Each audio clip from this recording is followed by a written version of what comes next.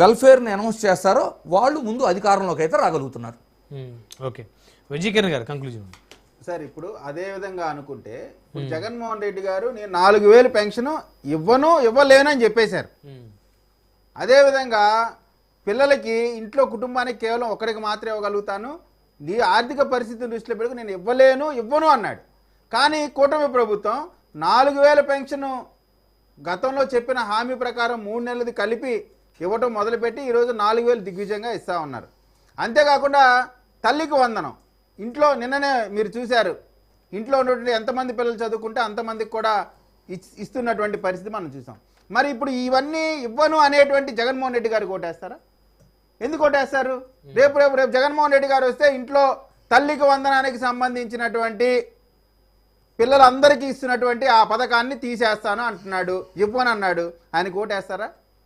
ఇచ్చేటువంటి ప్రభుత్వం ఈ విధంగా చేస్తూ ఉంటే దాన్ని బేస్ చేసుకొని ఇవ్వరు ఇటు అనేటువంటి మాటలు సత్యదూరమైన మాటలు.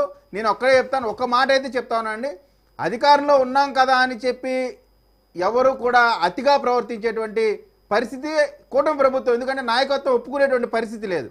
లోకల్గా ఎవరైనా ఎమ్మెల్యేలో లేదా ఇంకా ఇతర నాయకులు ఏదన్నా సరే ఎవరన్నా సరే తప్పు చేస్తే డైరెక్ట్ గా క్యాడర్ కి న్యాయం చేయాలనేటువంటి direct cadre to leader connection ఉంది పార్టీలో. కాబట్టి ఏ క్యాడర్ కి సంబంధించిన కార్యకర్తలకి ఇబ్బంది కలిగినా, ఎమ్మెల్యే ఏదన్నా అడ్డుపడ్డాడు లేదా ఎమ్మెల్యే ఆపేస్తాడన్నా, అవసరమైతే ఆ కార్యకర్త నిజమైన కార్యకర్తకి ఇబ్బంది కలిగిద్దంటే డైరెక్ట్గా లీడరు ఇన్వాల్వ్ అయ్యేటువంటి పరిస్థితి లోకేష్ గారు తెచ్చినటువంటి పరిస్థితి తెలుగుదేశం పార్టీలో ఉంది. కాబట్టి ఎక్కడా కూడా నాయకుడు కాదు, ఇక్కడ కార్యకర్తే ఇంపార్టెంట్. కార్యకర్తలకు న్యాయం చేసి తెలుగుదేశం పార్టీ అటువంటి చేయని పక్షంలో, లోకల్ నాయకులు చేయని పక్షంలో నాయకత్వం వారి గురించి ఆలోచన చేస్తుంది. ఏదేమైనా కూడా మన కూటమి అనేటువంటిది ఇంపార్టెంట్.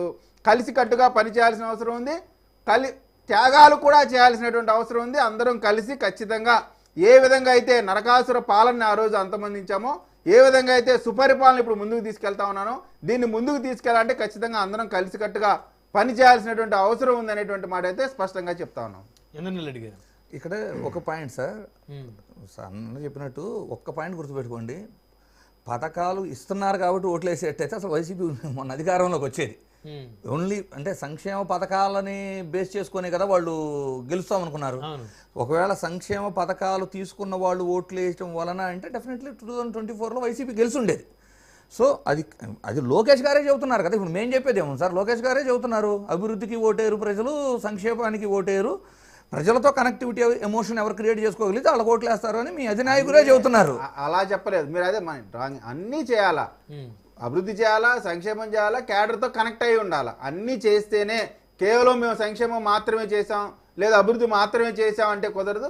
సంక్షేమం చేయాలా, అభివృద్ధి చేయాలా, క్యాడర్తో ప్రజలతో అందరితో మంచి కనెక్షన్ కంటిన్యూ చేసి వాళ్ళకి ఇబ్బంది లేకుండా వాళ్ళకి ఇబ్బందుల్లో మనం తోడే ఉండాలా అనేటువంటిది లోకేష్ గారు చెప్పిన మాట. కానీ సంక్షేమ అభివృద్ధితో అసలు ఏమీ జరగదు అనేటువంటి మాట మాత్రం కరెక్ట్ కాదనేటువంటి నా అభిప్రాయం.